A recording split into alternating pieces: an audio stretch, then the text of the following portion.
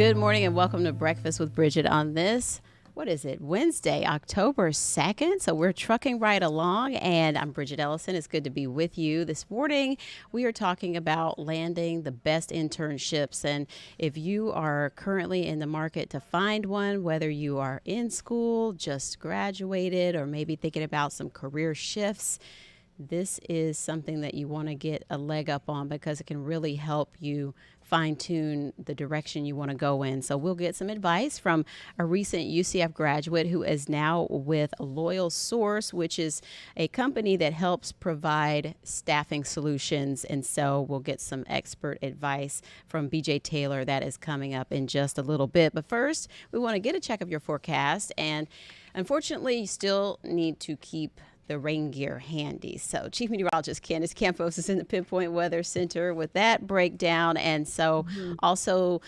keeping an eye on the tropics, Candace. Yeah, a lot to talk about. And there's also a major hurricane that we could be tracking out in the Atlantic, although it's not a concern for us locally here directly. That could actually be roughing up our surf on the east coast of things by this weekend. So we've got a lot to talk to. So let's get to the maps, Bridgett, show you what's going on out there. These are your main weather headlines for today. Like Bridgett just mentioned, rain chances are back into the forecast. We will once again see those afternoon showers and thunderstorms developing along the east and west coast sea breeze. Basically, right now we have a cold front, a stalled out front that continues to kind of sit right over central Florida, and that's going to help fuel and spark up more of those unsettled afternoon showers and thunderstorms. We will get a little bit of a lull once that front kind of dissipates by Friday and Saturday. A little bit of a ridge of high pressure will build in just long enough to bring rain chances down to, let's say, about 40 to 50%. But then we will see the moisture really start to surge by Sunday and into early next week, all associated with an area that's in the Gulf of Mexico. This is, by the way, the same area that was in the Caribbean we've been tracking, but has now moved into the Gulf like expected. So this is what your forecast looks like for your Wednesday. Scattered showers and thunderstorms, look at that, developing right on schedule once again today by about 2, 3 o'clock, right along I-4 and areas towards the east. Heavy downpours, slow-moving storms certainly will have that potential of producing gusty winds, heavy rainfall, and that threat for flooding in the forecast. Again, of course, where these two sea breezes really meet and join in, that's where they'll play that kind of tug of war that doesn't move some of that rain too much around. And then as we head into the evening hours, most of the activity will taper off. Can't rule out a few overnight showers, and then do expect more of the same for your Thursday. Now let's talk about the big elephant in the room, right? It's this big old broad low that's in the Gulf of Mexico. Now, there are some models that say, this could become a depression. This could become a tropical storm, while others say this could be just a no-named blob of moisture that moves into central Florida, making it for kind of a soggy, sloppy Sunday, Monday, right? Now, the one thing models are in agreement of is where it will go. Models are in agreement that it will continue to make more of an easterly track towards the west coast of Florida by Sunday and Monday. This is one of the many models. This is the European showing that atmospheric moisture. This is not rain. This is just how much moisture is in the air, which tends to kind of depict and really kind of predict where the rain will be, right? So you can see here, this is by Tuesday. We're still talking about a low just offshore, pushing a lot of that moisture into the west coast of Florida, east coast of Florida, starting Sunday and into Monday and Tuesday. Now, with that being said, Bridgett, we know from being here, living here for so many years, is these no-name storms too still have that potential of producing a lot of rain and a lot of issues. So I don't want to trend the concern down too much, because at the end of the day, there's still many neighborhoods here in Central Florida and, of course, along the Gulf Coast that don't need any extra rain to add to their cleanup and recovery efforts after Hurricane Helene. So whether or not it's a depression, a storm, whether it's called, what would be the next one? I think Leslie is going to be developing first. So we might be dealing with a Milton, right? At the end of the day, it doesn't matter the name. What matters is how much rain is going to be coming through. So we're talking 3-5 inches of rain between now and the end of the week. Here's Kirk. There is that big time storm I was telling you about. There's that system just out to its east that has the potential of becoming Leslie in the next day or so. But Hurricane Kirk, it's going to be one very pretty, very textbook major hurricane as we progress into the later part of this week and into the weekend. So as it becomes a Category 3 storm, it's going to stay out to sea. These are the type of storms I love to track. I love to look at them, monitor them, kind of dissect them. But at the end of the day, it's not a concern for us locally here. What will be a concern if boaters are planning on heading out on Sunday or Monday? Still about 1,000 miles away, still will be sending some pretty high swells into our forecast. 7 to about 10-foot swells could be expected come Sunday and Monday. So just wanted to let you know about that. In the meantime, today we're back into those mid 70s. Rain chances will stay at about a 60 to 70%. That will be the story today and tomorrow. Again, a slight dip in rain chances Friday and Saturday.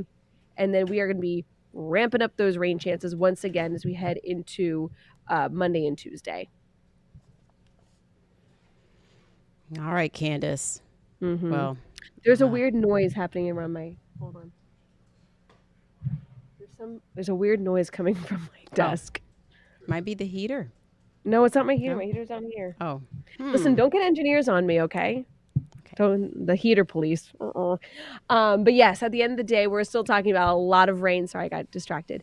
A lot of rain is in the forecast for Sunday and Monday. So again, I don't want to completely downplay it, but this is not something that is going to be a wind concern, things like that, where when you start talking about, well, is it going to become a name? Well, it doesn't really matter if it becomes a name or not. We're still going to be seeing impacts from this end of the weekend and into early next week. All right. So we're just going to have to hang tight on that and see what happens. But right. Yeah. We have to continue to watch those trends. So the trends, at least the direction, are on point pretty much for the overall general location, whether or not it's Central Florida or South Florida. There's still moisture coming in. The big question will be what intensity, or what will we be calling this by that point? All right. And a soggy afternoon / evening for us today. That's right. You got it. All right. Thank you, Candace. You're welcome. All right. And, we have Trooper Steve. He's right there over Candace's shoulder. And how did the preview go yesterday? Oh. It is.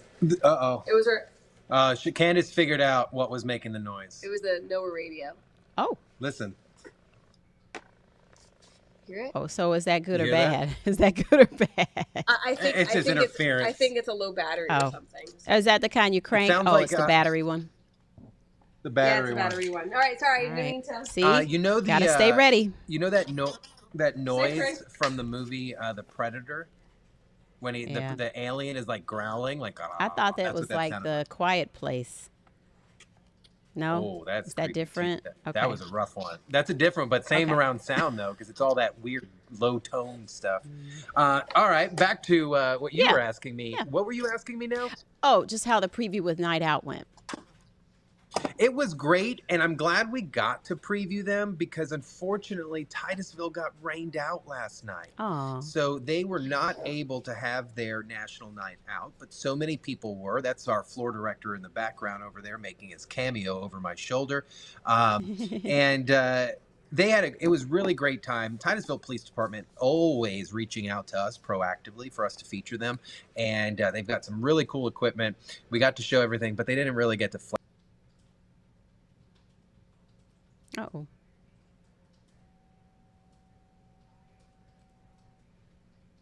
Sometimes it for the community. 3 minutes or so. You're there. Am I frozen? Slightly. We can hear you. Okay, because I was hoping it didn't stay frozen on that face that I made, because that was looking rough. Well, quickly go ahead and give us all the details for today. Today, 10 a.m., clickorlando.com, News 6 Plus, or the app, or on YouTube. A combat retired commissioned veteran will join me today as part of serving those who serve out in the Lake Nona area. He's gone from suffering from PTSD to figuring out what works for him, and he became a pianist and is a musician and helps other PTSD members with his music over at the VA. So join me today, 10 a.m., clickorlando.com. I will have this gentleman in the truck with me for a nice 15, 20-minute kind of discussion. And then real quick, I'll let you go. The fatal crash is gone in Malabar for anybody interested. But before we freeze up again, I'm going to let you go. Okay. Thank you, Trooper Steve. All right. Looking forward to that interview later. Thank you. See ya. All right, we're going to check some headlines really quickly here, then go to break, and then we'll come back with a live interview about getting the perfect internship.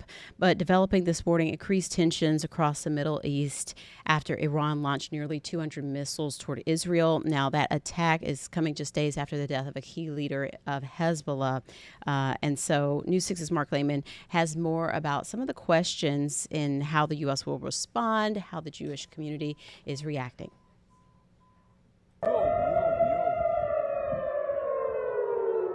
Air sirens and bombs could be heard throughout Israel on Tuesday. Nearly 200 ballistic missiles were sent from Iran, who says it focused on Israeli security and military targets. We're still assessing the impact.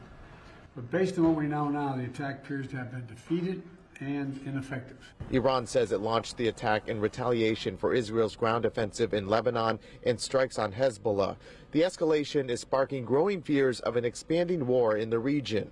Now that their proxies are falling apart, so the head of the snake is exposed, and that seems to be scary to some. Yusef Konikoff is the rabbi at Chabad of South Orlando. He says the attack is concerning not only for Israel, but for Jews around the world. He hopes the situation won't lead to further threats against the Jewish community and is calling for support for people living in Israel, unsure if there will be another attack. Good people all over the world should stand up to defend what's right and what's moral and understand what terrorism is. And so we'll continue to keep you updated on those latest developments. And we're also following what the major takeaways were from the vice presidential debate last night. Jared Hill has a look back.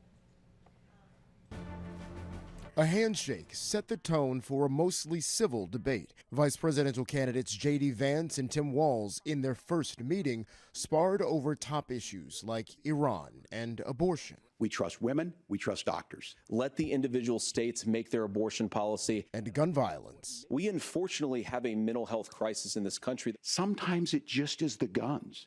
It's just the guns. At times, the discussion more tense, like this exchange over the 2020 election. Did he lose the 2020 election? Tim, I'm focused on the future. Did Kamala Harris censor Americans from speaking their mind in the wake of the 2020 COVID situation? That is a damning non-answer. While talking immigration, Walz challenged Vance over his past comments about Haitian migrants living in Ohio. That vilified a large number of people who were here legally. He's very worried about the things that I've said in Springfield. The people that I'm most worried about in Springfield, Ohio, are the American citizens who have had their lives destroyed by Kamala Harris's open border. In a new CBS News poll, debate watchers said the tone last night was generally positive. 42% said Vance won versus 41% for Walz. The rest said it was a tie. Though more said they think Walz is more prepared to be president. Walz also ranked higher on abortion and health care, while Vance got the edge on the economy and immigration. I've been impressed by the civility and the addressing of the issues. After the debate, Vance sat for a cable news interview, while Walz and his wife Gwen grabbed pizza. Jared Hill, CBS News, New York. All right, and we have a poll right now up on clickorlando.com/react, and want to know, who do you think won the vice presidential debate last night? Did you get to watch it? What do you think? So far, the results showing 70% for J.D. Vance and 30% for Tim Walz. But again, you can go to clickorlando.com/react to cast your vote. And we'll take a quick break. We'll be right back with a live interview about landing the perfect internship. All right, welcome back. And this morning we have with us BJ from UCF, a former UCF basketball player, BJ Taylor, and a campus talent recruiter now for Loyal Source. And it's good to have you with us this morning, BJ. I was talking to you before we got started this morning about what Loyal Source is. So can you tell us more? Yeah, thank you for having me on, Bridgett. It's a pleasure to be here. But Loyal Source, we are a healthcare solutions company in the government contracting space, founded in 2009 by Brian Moore, a UCF alumni. And essentially what we do is we build healthcare sites. We've grown to a place now where we're able to be a turnkey solution for different government initiatives in the healthcare space. We're extremely proud of it, and we're just growing and expanding at a rapid rate. And we're located right here in Orlando, near UCF's home campus. And so we're talking about internships today, and actually, you were saying that there are a variety of internships available with Loyal Source right now. Yeah, yeah. So essentially, with Loyal Source, we're always promoting, we're always recruiting at UCF. It's one of our passions. It's one of my passions personally, being a UCF alumni. And we're always looking for students who have an interest in marketing, business development, recruitment, sales roles, operations. We kind of run the gamut of different positions that we recruit for to bring into our internship programs. And, with UCF's campus being one of the largest enrollments in the country, we're always there, and we're always looking to bring in former Knights to our company. Yeah, and so when it comes to these internships, like you and I mentioned earlier, that hunt can be a bit competitive. Students are busy juggling a lot of things these days, but in some cases, you have to have at least a few internships before you graduate. Yeah, absolutely. And I think the biggest thing sometimes you see with students is that they're so pigeonholed, or they have their eyes set on landing this one internship with this one dream company, right? And when that doesn't happen, they're devastated because they put all their eggs into one basket. One piece of advice I would give to any current student, whether you're a sophomore, junior, or even a senior, is diversify your internship applications, right? Apply for 3 to 4 internships. That way you give yourself more options for a landing spot, because at the end of the day, even if you don't land your dream internship, you can still garner extremely valuable experience at another internship, which may lead to a full-time job once you complete the internship. Mm-hmm. And when it comes to sort of the challenges that come up with trying to get internships, what do you like to advise, students or recent graduates in that hunt? Yeah, Bridget, I think there's a couple of things. I think number one, a lot of times students are really hesitant to highlight the experience that they do have on their resume, right? Obviously, a junior or a senior college student won't have the long-term work experience of somebody who's been in the workforce for 5, 6, 7 years, right? But most of the time, students have other things going on, right? Whether they're a member of a fraternity or a sorority, whether they work a part-time job, whether they're the leader of a club, right? Highlight this experience on your resume and describe in detail what your role was. So, for example, if you were the president of treasury for your sorority, highlight that and describe, well, hey, I organized weekly meetings to go over the budget with our president of our sorority. Or if you were the leader of math club, right? Highlight what you all did in the math club and maybe some sort of position that shows time management and responsibility. I think those things go a long way in helping land internships. Mm-hmm. And so when it comes to like that interview portion, or when you actually have to maybe go and meet with them for that final step, what are some of the things that can help them in putting the best foot forward? Yeah, I think obviously you want to start with the first and foremost with the dress, right? You want to dress business professional for your interview. Have a strong pitch for tell me about yourself, because that is going to be the first impression, right? Tell me about yourself, that 60 to 90-second elevator pitch to describe who you are, what you've done. I get a better feel for you, and then we start to build a little bit of rapport. And then the next thing would be students learning to use the STAR method to answer certain behavioral questions or situational questions, right? Sometimes students have this experience again, but they don't know how to articulate it in a way that helps the employer or the hiring manager understand, right? So being able to describe the situation, the task, the action, and the result that you had, whether again, it was you were the shift leader at CVS and there was a customer service issue with someone with a return, right? Or you're working on a club project, a capstone project for one of your business classes, right? Describe your role in the capstone project and what the situation, task, action, result ultimately was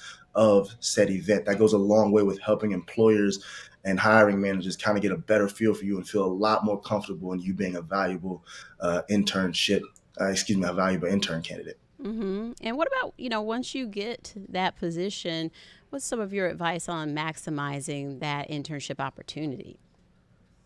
Yeah, I think you just want to be a sponge, right? You want to come in, you want to be a sponge, be very open-minded, be an individual who asks a lot of questions, right? Especially with more senior members of the company.